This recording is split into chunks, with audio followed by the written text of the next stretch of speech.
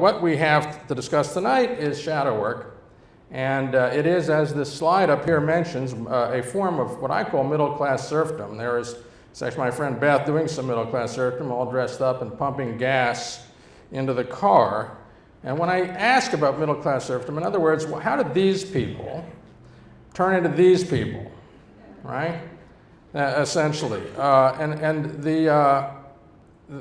The idea dawned on me about 4 years ago. I was at the supermarket one night with my groceries, waiting to check them out.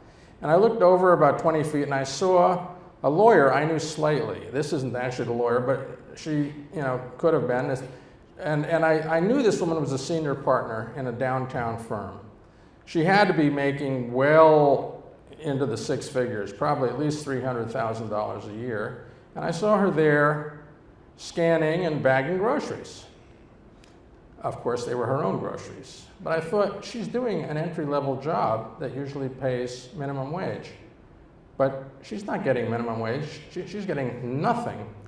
She's getting exactly zero. And I said, what's going on here? This is sort of interesting. And I began to realize, I thought about it, that there are other places in this world where we are, as consumers, doing work for nothing that used to be done by somebody who got a paycheck, like pumping our own gas, or like checking ourselves in at the airport, possibly doing our own travel arrangements in the first place, as this guy is doing, with the aid of websites like Kayak or Expedia.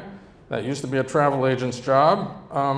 Or wandering the aisles of big box stores, becoming our own salespeople, because there really aren't too many salespeople to be found in these places. You are kind of on your own. Maybe you and your smartphone will do the research and do whatever you need to do to learn what has to be learned to buy what you're looking for. There are cars, like zip cars, where you become the car rental agent. There's your car rental agent. It's the card in your hand. Or Uber, where you become the taxi dispatcher. Even medical procedures that used to be done in a lab can be done at home, such as a home pregnancy test.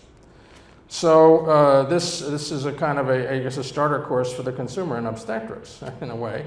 But there are a lot of things that have gone in this direction. And here is my definition of shadow work. It's all of the unpaid jobs we do on behalf of businesses and organizations. And there's a lot of them. It's not just corporations either. It's schools, hospitals, nonprofits, sports leagues. So we'll see a few of them as we go along here.